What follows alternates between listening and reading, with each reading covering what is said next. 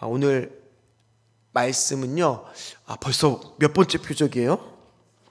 이야, 이제 7가지 표적 중에서 6번째 표적인데, 이 6번째 표적은 제가 2주치 말씀으로 나눴습니다. 이 한 주에 할 얘기가 많다 보니까 다 할 수가 없겠더라고요. 그래서 3절까지만 딱 하고 그 다음에 이제 나머지 한 주에 또 나머지 말씀, 왜냐하면 이 다른 기적과 달리, 다른 표적과 달리 6번째 말씀에 좀 재미난 하나의 포인트는 뭐냐면 후속 이야기가 있어요.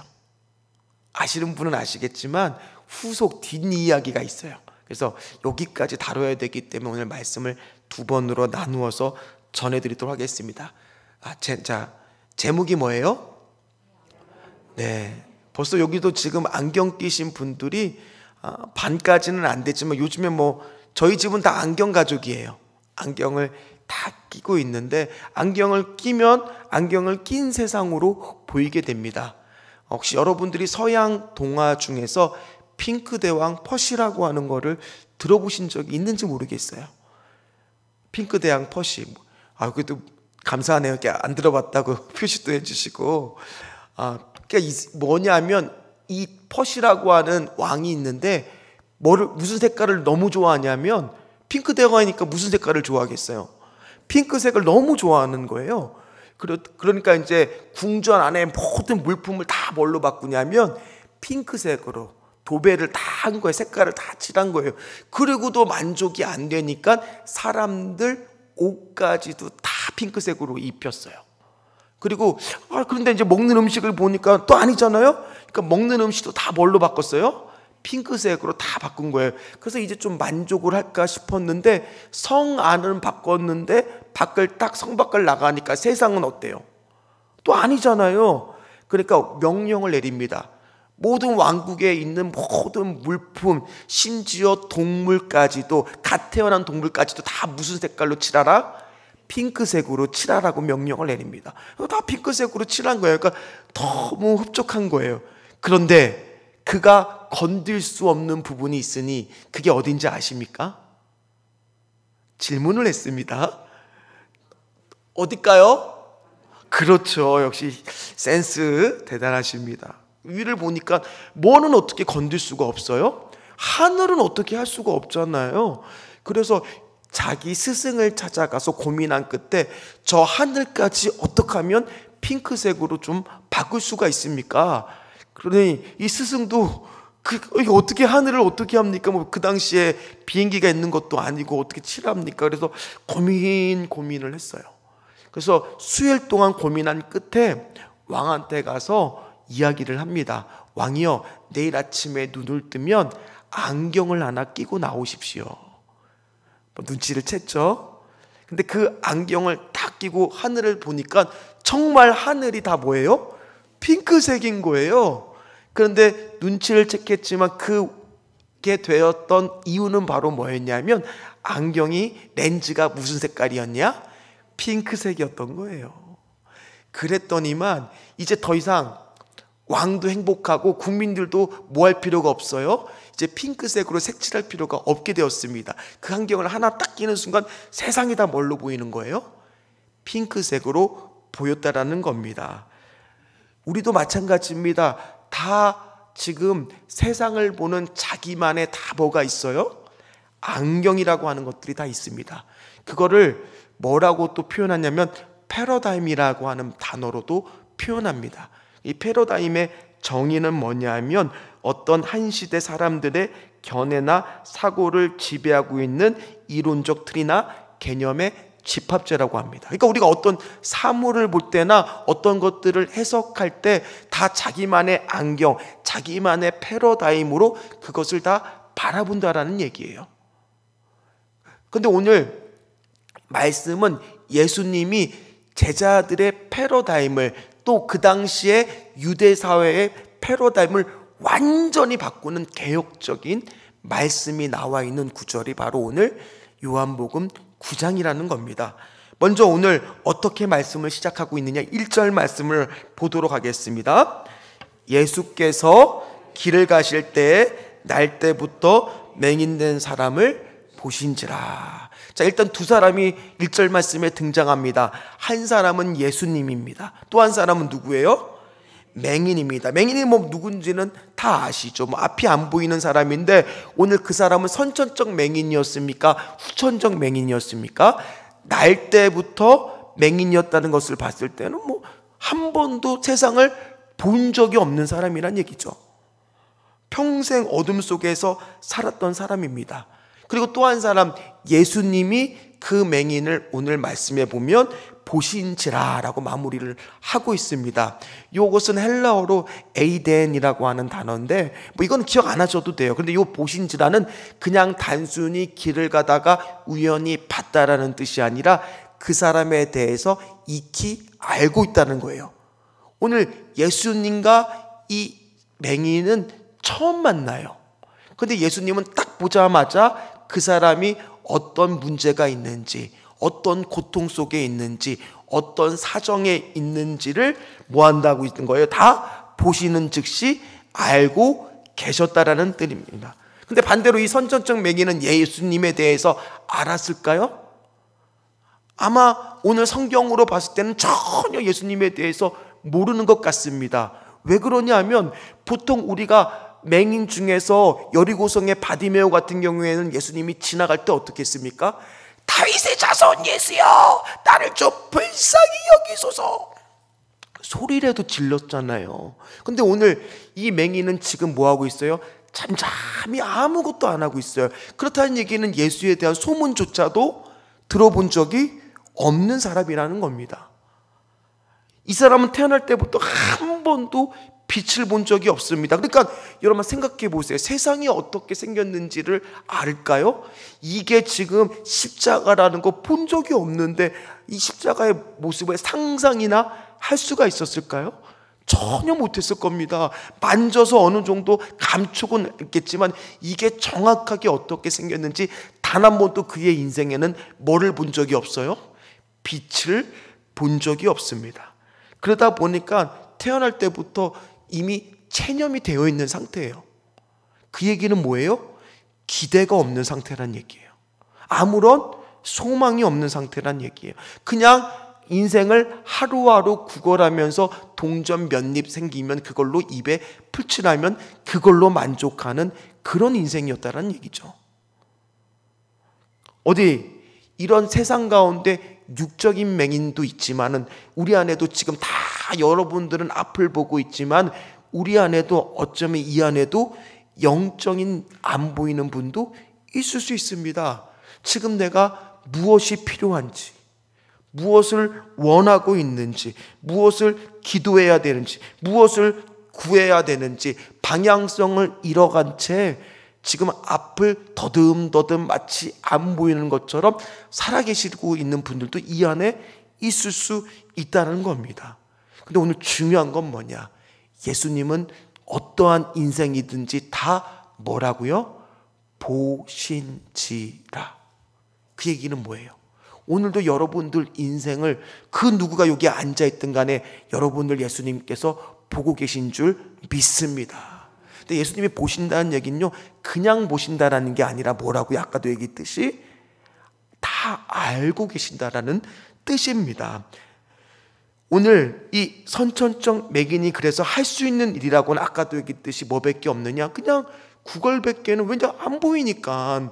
그리고 그를 누가 거기까지 안내라도 해주면 그 자리에 나와서 하루하루 그냥 온통 어둠 속에서 구걸밖에는 할 수밖에 없는 인생이었습니다. 그러니 소망과 기대도 없으니 예수님이 지나가는데 그가 예수인지도 알아보지도 못하고 알려고도 하지 못하는 인생이었다는 얘기예요. 아무런 소망도 아무런 기대도 아무런 부르짖음도 없는 인생입니다.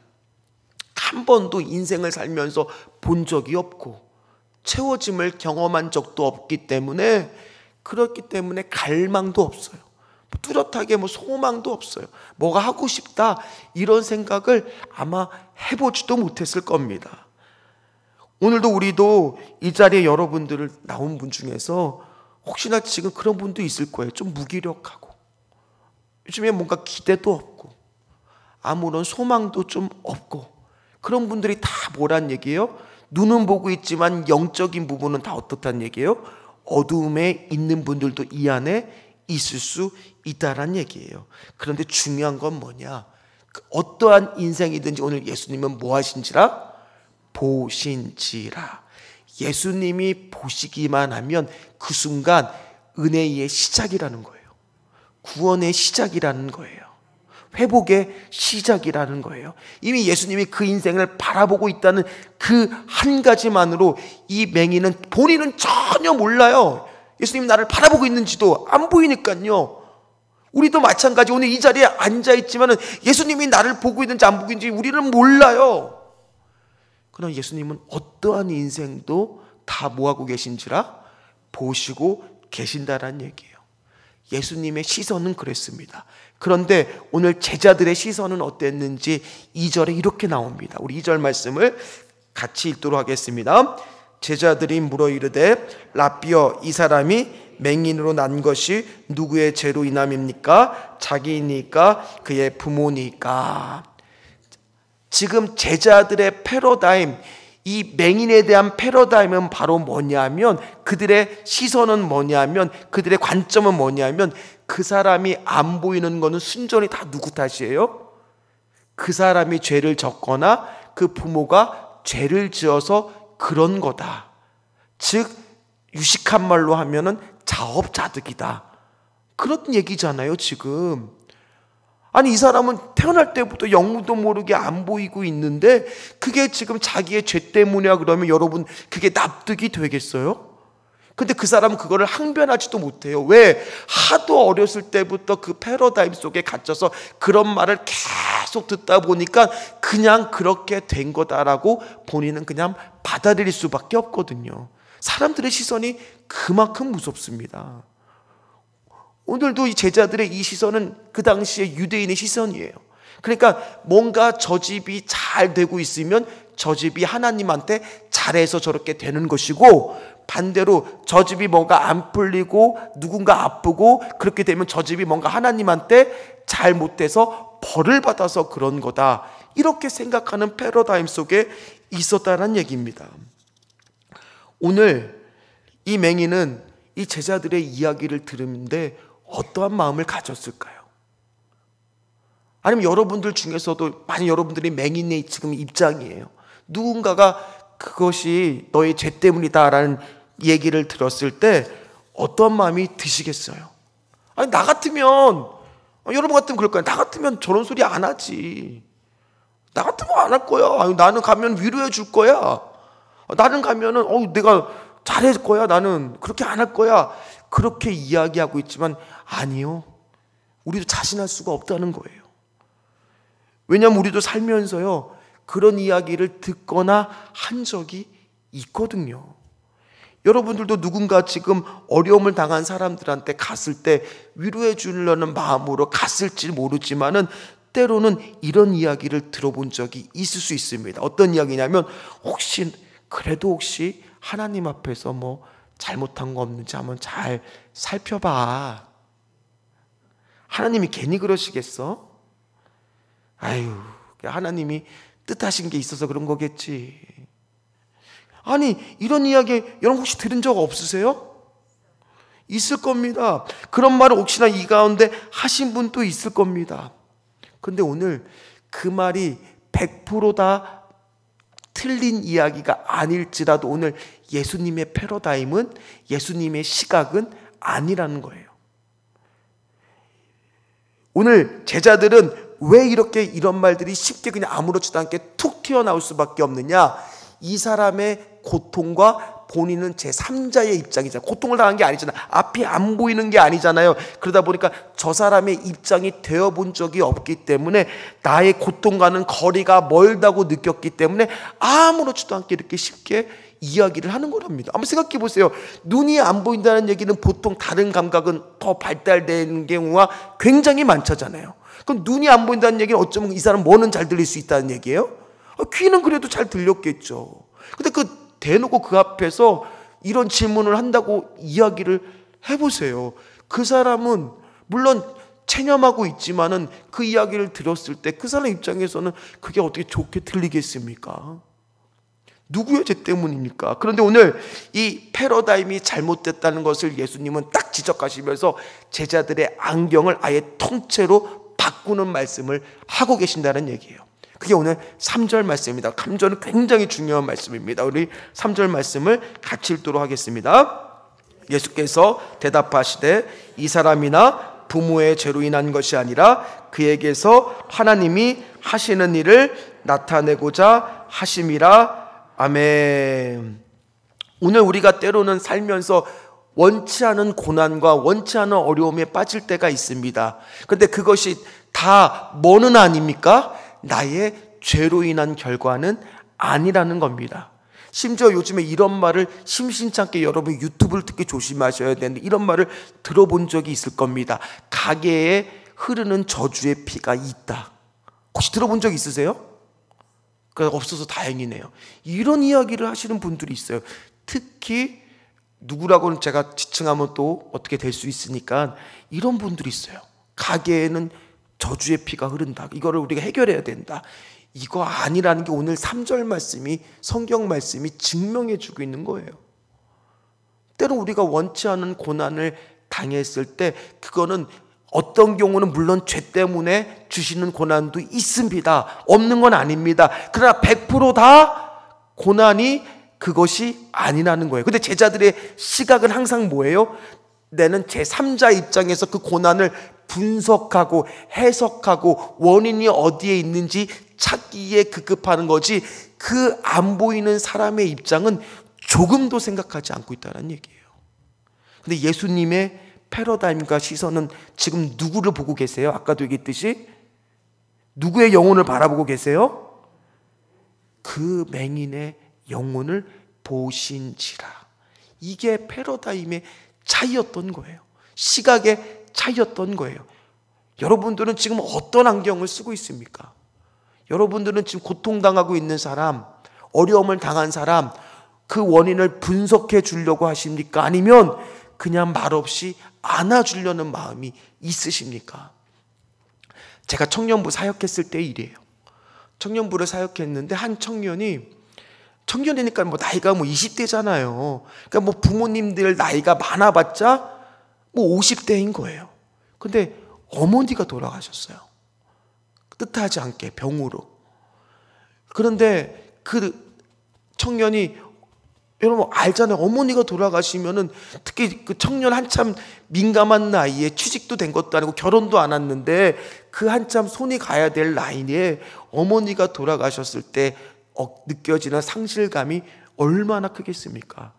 그런데 저는 사역자로서 신방을 갖지만은 그 사람의 사정을 100% 제가 알 수가 있을까요?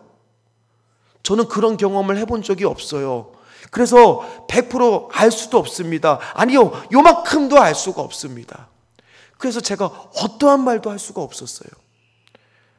당연히 둘이 만났는데 분위기는 어둡죠. 뭐 했는 줄 아세요? 할 수 없어서 그냥 아무 말도 안 하고 밥 먹고요, 영화나 보자. 그래서 영화관 데려가서 영화 보여주고 나온 다음에 차 마시고 그리고 그냥 헤어졌어요. 별 얘기를 할 수가 없었어요. 왜요? 말하기가 너무나 조심스러웠거든요. 그냥 기도만 해줬어요. 근데 그 아이가 나중에는 그거를 청년이 와서 다른 얘기를 한 게 아니라 그때 목사님이 그렇게 해준 게 그냥 고마웠다는 거예요.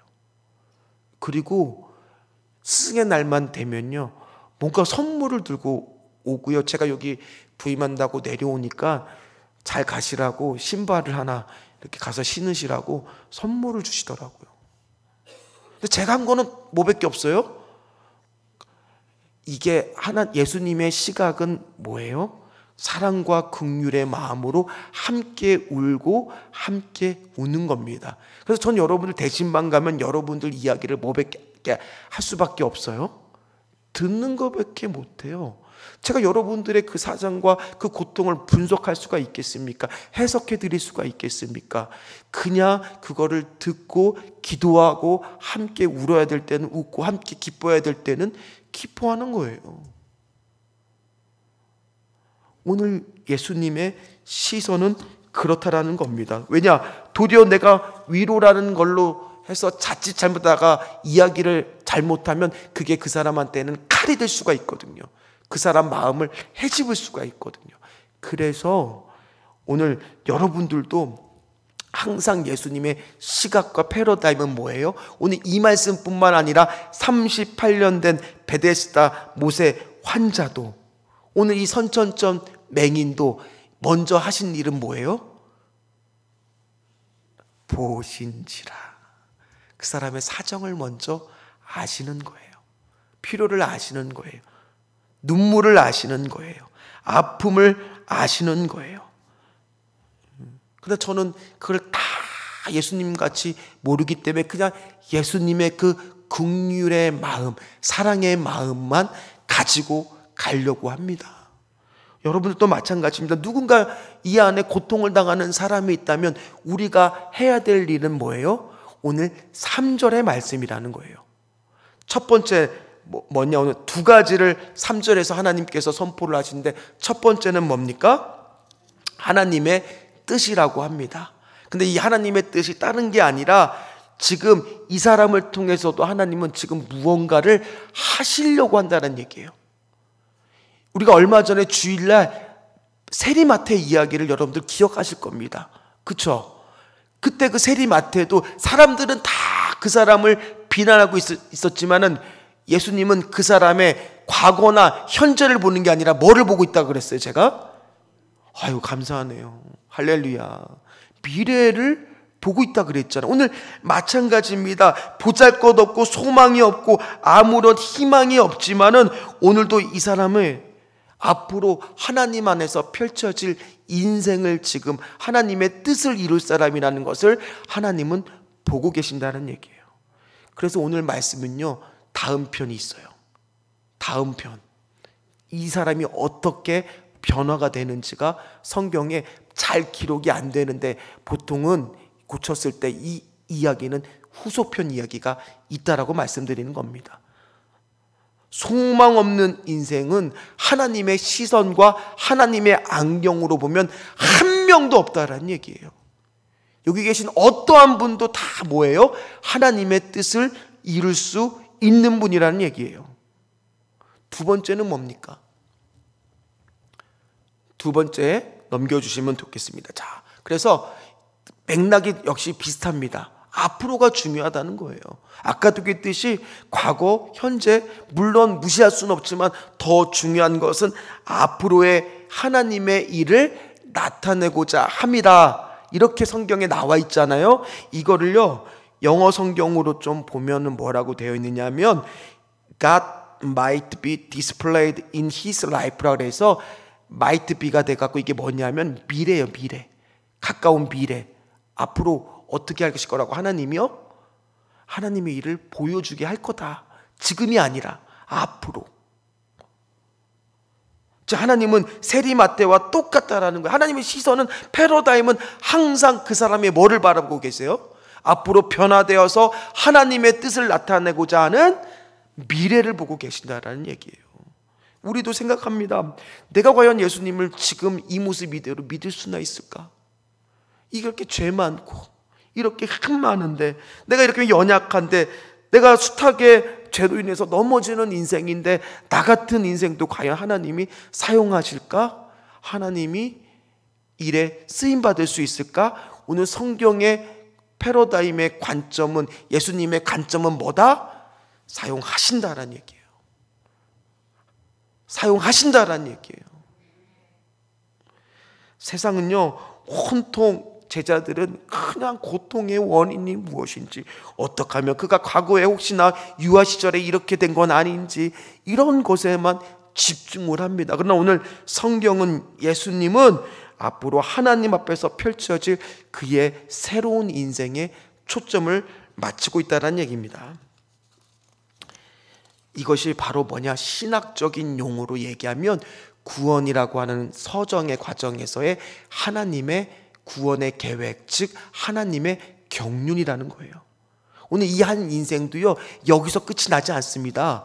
나중에 하나님께서 이 영혼도 전인적인 구원의 서정가전의 경륜을 이루세요. 여러분도 마찬가지예요. 여러분도 지금 다 구원은 받았지만은 지금 다 여러분들이 모행 과정에 있는 거예요. 구원은 이례적으로 받지만은 구원의 서정이라는 신학적 용어 혹시 들어보셨어요? 구원은 여러분들이 스토리가 있는 거예요. 나중에 언제 완성이 되느냐? 재림하신 예수님이 오실 때 여러분들의 구원은 완성이 됩니다. 그 전까지는 다 뭐에 있느냐? 하나님의 경륜. 이 단어를 많이 들어보셨을 겁니다. 하나님의 구원의 계획 안에 우리가 살고 있는 겁니다. 그렇기 때문에 하나님은 우리의 뭐를 볼 수밖에 없으세요? 앞으로의 모습, 앞으로 구원을 통해 이루어질 모습들을 볼 수밖에 없다는 거예요. 그래서 여러분들은 앞으로 우리가 어떤 시선을 가져야 되겠어요? 제자들의 패러다임과 제자들의 안경이 아니라 누구의 안경으로 바꿨어야 되겠어요? 예수님의 안경으로 바꿨어야 될 줄 믿습니다. 이제 말씀을 마무리하도록 하겠습니다. 남아프리카에는요, 바벤바라고 하는, 바밤바 아니에요? 바벤바라고 하는 부족이 살고 있습니다. 근데 이 부족은 굉장히 특이한 부족입니다. 왜냐하면 아프리카라고 하는 나라들이 범죄율이 굉장히 높은데 이 바벤바 부족은 웬일인지 이렇게 범죄율이 현저하게 낮은 거예요. 그래서 학자들이 왜 저기는 저렇게 범죄율이 낮을까를 조사를 하기 시작을 했다 합니다. 그랬더니 특이한 한 것을, 놀라운 이유 하나를 발견을 했다라고 합니다. 그건 바로 뭐냐면 바벤바 부족은 누군가 잘못을 저지르거나 실수를 저지르면 일단 그 사람을 정죄하는 것이 아니라 그 사람을 마을의 중앙에다가 세운다고 합니다. 그리고 모든 마을 사람들이 다 이 한 사람을 삥 둘러싼다고 합니다. 그러면서 한 사람씩 다 뭐 하느냐? 이 사람에 대한 죄를 낱낱이 고하는 것이 아니라 이 사람이 자기한테 어떤 도움을 주었는지를 다 이야기해 준다고 합니다. 그래서 이 사람은 내가 저번에 길을 건넜을 때 내가 잘 건널 수 있어 내가에서 내 손을 잡아주었어. 저 사람은 내가 무거운 짐을 들고 있었을 때 그거를 같이 들어주는 거를 도와주었어. 그런 이야기를 하나하나 다 하는 동안에 갑자기 이 친구는 말도 못하게 그냥 죄지었던 그 사람은 눈물이 나겠어요, 안 나오겠어요? 눈물을 쫙 흘린다고 합니다. 근데 그 말을 할 때 절대로 과장되어 없는지 있는 사실만 가지고 그렇게 다 이야기하는데 규칙은 뭐냐? 잘못한 것은 이야기하지 않는다라는 얘기예요. 그랬더니만 이 장점과 선행을 다 이야기하니까 그 사람이 결국 흐느끼 울고 끝나고 나서 한 바퀴 다 돌고 나서는 한 사람씩 그 사람을 다 안아준답니다. 그리고 나서 같이 웃으면서 파티를 연대요. 축제를 연대요. 그리고 그 사람이 이제 새로운 사람이 되었다고 새로운 부족원으로 다시 받아준다고 합니다. 근데 신기하게도 그렇게 이 의식을 행한 사람들은 다시 죄를 짓는 경우가 없다는 거예요. 다시 잘못하는 경우가 없다는 거예요. 저는 우리 신전주 교회 안에 이런 예수님의 안경, 예수님의 패러다임, 그런 모습들이 흘러넘치기를 주의 이름으로 간절히 소망합니다. 새 사람이 되는 거예요. 우리 안에도 다 여러분들 다 어떤 분이에요? 그리스도 복음 안에 십자가 보혈 안에 다 어떤 분이 된 거예요? 새 사람이 되신 분들이잖아요. 예수 안에 있는 나에게는 뭐가 없습니까? 이제 정죄함이 없나니. 새 사람이 되셨어요. 이제는 뭐예요?